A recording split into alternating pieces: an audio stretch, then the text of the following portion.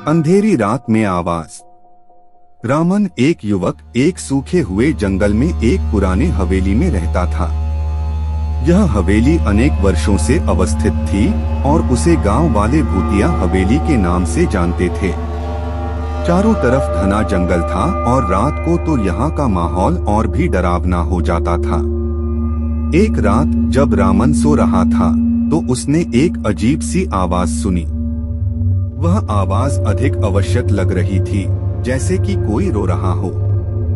रामन ने अपने कमरे की दिशा में ध्यान दिया और वहां से आने वाली आवाज के निकट जाने की कोशिश की। जब वह कमरे के बाहर पहुंचा तो उसने वहां कोई नहीं देखा, लेकिन आवाज कमजोर हो रही थी। उसने अपने कुत्ते को भी बुलाया, लेकिन ब्रूनो नहीं आया। रामन ने अपनी ताकत को इकट्ठा किया और वह आवाज के पीछे भागा।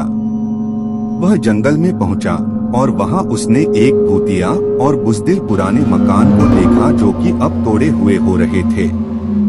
उसे लगा कि आवाज उसी मकान से आ रही है। रामन ने धीरे से मकान की ओर बढ़ा और जब वह मकान के अंदर पहुंचा तो उसने वहां एक बुज़दिल आवाज सुनी, मदद करो, कृपया मुझे बचा लो। रामन को डर लगा, लेकिन वह जानना चाहता था कि यह आवाज कहां से आ रही है। वह धीरे से आवाज की दिशा में बढ़ा और जब वह एक पुराने कुएं के पास पहुंचा तो उसने वहां से वही आवाज सुनी। कुएं के अंदर जब रामन ने झांका तो वह देखा कि एक महिला बैठी हुई है जो कि अब दुनिया से हाथ धो बैठी थी। उसने वहां तक पहुंचकर महिला को पुलिस के पास पहुंचाया।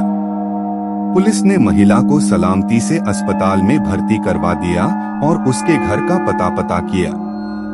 बाद में पता चला कि वह महिला अपने पति के साथ गांव में रह रही थी, जो कि उसने उसे अत्याचार किया था। उसने अपने पति की क्रूरता से बचने के लिए उस बुज़दिल मकान में छिपने की कोशिश की थी। रामन ने उस घटना को जानकर अपनी सावधानी में और भी बढ़ा दी और उसने गांव के अन्य लोगों को भी अपनी आवाज से सावधान किया।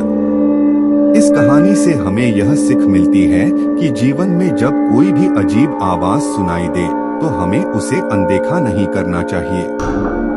यदि हम सही समय पर सही कदम उठाते हैं तो हम किसी की मदद कर सकते हैं और अपने आसपास के लोगों की सुरक्षा कर सकते हैं।